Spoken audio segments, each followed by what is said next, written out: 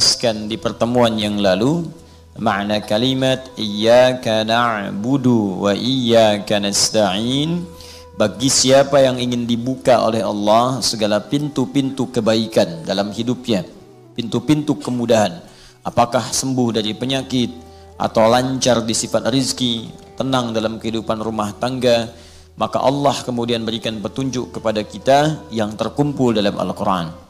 Nah, pembukanya ada di surah yang pertama, karena itu disebut dengan Al-Fatihah. Karena itulah surah Al-Fatihah memiliki banyak sekali nama, dan nama-nama itu adalah solusi dari setiap kebutuhan-kebutuhan kita. Dialah Asy-Syafi, Asy-Syafi, sang penyembuh. Karena di dalamnya ada pelajaran tentang bagaimana memohon kepada Allah kesembuhan bahkan dari penyakit yang dianggap mustahil sembuh oleh manusia. Di dalamnya ada kemudahan-kemudahan, ada petunjuk-petunjuk, ada kelancaran beraktivitas. Karena itu ia memiliki banyak nama.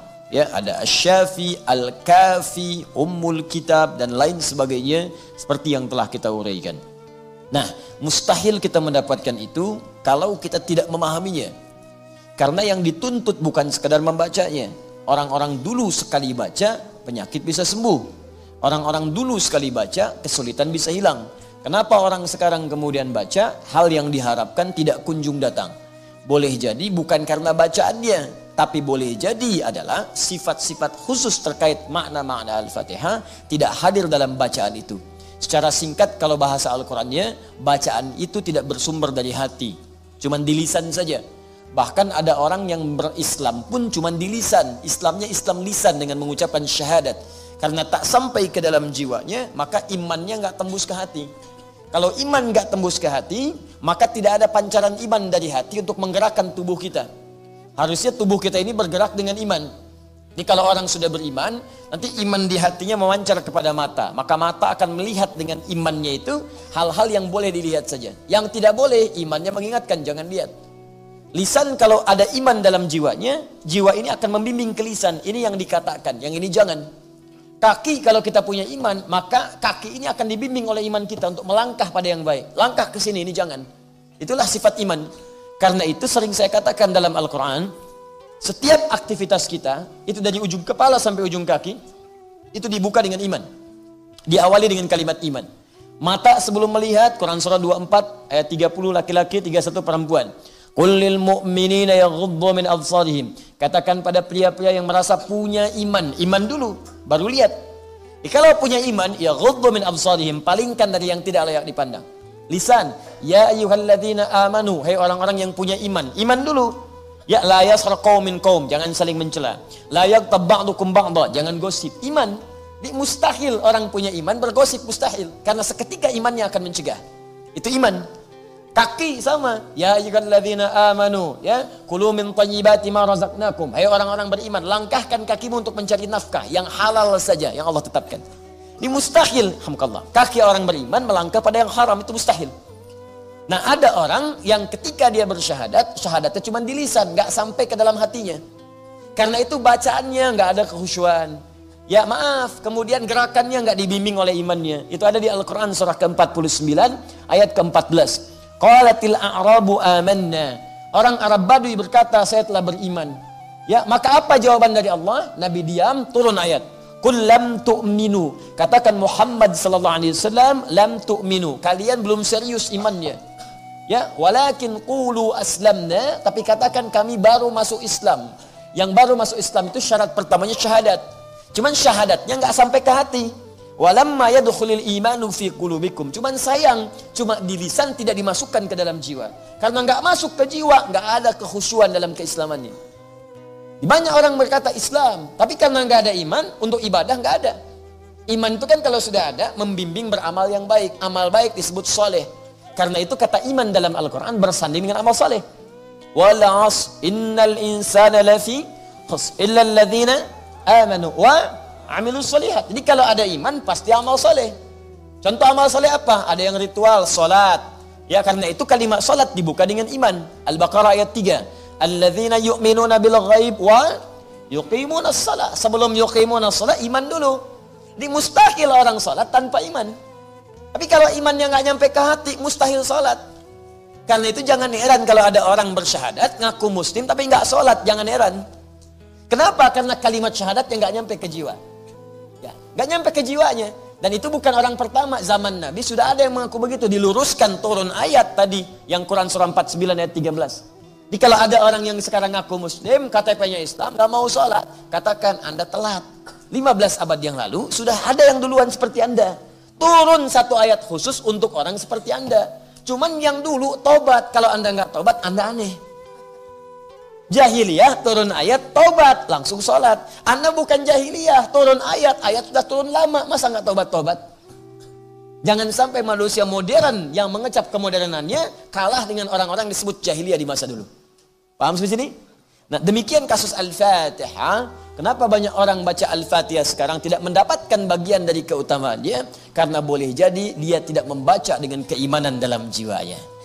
Karena itu rumus yang pertama, sebelum kita teruskan pada kalimat ayat berikutnya, rumus pertama ketika baca Al-Fatihah, ingat rumusnya. Di hadis qudsi yang saya sampaikan pertemuan lalu. Rasakan saat membaca itu, Allah mengawasi kita. Idza qala al-'abdu alhamdulillahi rabbil alamin. Jika seorang hamba membaca alhamdulillahi rabbil alamin, qala Allah azza wa jalla, maka perkataannya dijawab oleh Allah, hamadani 'abdi, hambaku sedang memujiku. Wa idza qala al-'abdu ar-rahmanir rahim, qala Allah azza wa jalla asna 'alayya 'abdi. Jika hambaku membaca ar-rahmanir rahim, maka Allah menjawab asna 'alayya 'abdi, hambaku sedang menyanjungku. Wa idza qala al-'abdu maliki yaumiddin, jika hamba berkata maliki yaumiddin, qala Allah azza wa jalla majjadani 'abdi, Allah menjawab hambaku sedang mengagungkanku. Jadi kalau kita baca Al-Fatihah, rasakan Allah itu menjawab. Rasakan kita disaksikan. Ini yang disebut ihsan namanya di hadis Muslim, nomor hadis yang ke-8. An ta'budallaha ka'annaka tarah, fa in lam takun tarahu fa innahu yara. Engkau beribadah kepada Allah, baca Quran itu ibadah. Salat ibadah, berdoa ibadah. Ketika engkau ibadah kepada Allah, kata Allah, lihat, rasakan kita disaksikan walaupun tak mampu menyaksikan Allah. Kita nggak bisa lihat Allah, tapi rasakan kita maha dilihat oleh Allah Subhanahu wa taala, disaksikan. Nah, kalau perasaan itu hadir, maka kita akan baca Al-Fatihah dengan sempurna dari dalam jiwa kita. Sama dengan Anda, ya, kalau sedang pidato diawasi oleh pemimpin, diawasi oleh direktur, diawasi oleh bos Anda, bukankah akan serius menyiapkannya? Bukankah tidak ada yang main-main? Diplomat ngasih sambutan, ya, pimpinannya hadir, kemudian dia main-main, kalimatnya nggak sempurna, maka dia tidak akan mendapatkan perhatian darinya. Jelas? Anda mau pidato, atasan Anda tiba, kemudian Anda tidak merangkai kata dengan baik, selesai kemudian karir Anda. Anda mau minta kepada Allah, tapi Anda nggak serius, bagaimana Allah serius memberikan jawaban pada Anda? Maka bacakan dengan iman, minta. Ketika sampai pada kalimat, kita sudah bahas ini, Iyyaka na'budu wa iyyaka nasta'in. Kata Allah, hadza baini wa baina 'abdi, ini perjanjian antara aku dengan hambaku, wali 'abdi ma sa'al. Dan jika hambaku benar bacaannya sampai di sini, apapun yang dia minta sekarang aku akan kabulkan. Lalu Allah turunkanlah kemudian satu kalimat yang dengan kalimat ini, dengan izin Allah bisa terkabul semua apa yang Anda harapkan, sepanjang itu ada kebaikan dunia dan akhirat. Karena Allah hanya mengabulkan apa yang Anda butuhkan, bukannya apa yang Anda inginkan. Kalau itu ada kebaikan dunia akhiratnya, maka diberikan. Kalau dunia saja tidak ada akhiratnya, maka dialihkan kepada yang kedua. Kalau ada baik akhirat, tidak baik dunianya, maka biasanya ditunda sampai dia merasa siap dengan itu, baru diberikan untuk baik dunia akhiratnya. Jadi 3 jawaban, langsung diberikan seketika kalau kita bisa siap mendapati. Yang kedua ditunda sampai kita merasa sanggup mendapatinya. Yang ketiga diganti kemudian apa yang kita inginkan dengan apa yang kita butuhkan. Yang pertama jelas, minta dijawab. Nabi Zakaria contohnya. Yang kedua, minta saat sanggup baru diberikan. Nabi Muhammad minta pindah kiblat dari Baitul Maqdis, ya, kemana? Masjidil Haram. Kapan dikabulkan? Kurang lebih setelah 3 tahun hijrah ke Madinah. Setelah umatnya siap, nabinya siap, umat belum.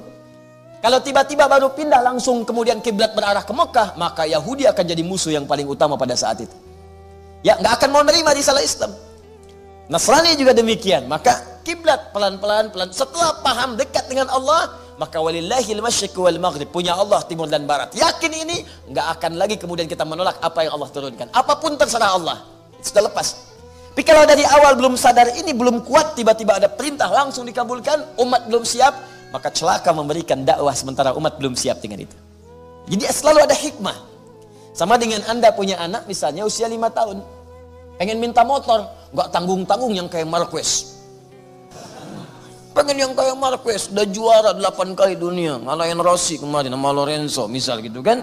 Pengen, sementara 5 tahun, tapi Anda mampu membeli itu, dibelikan nggak?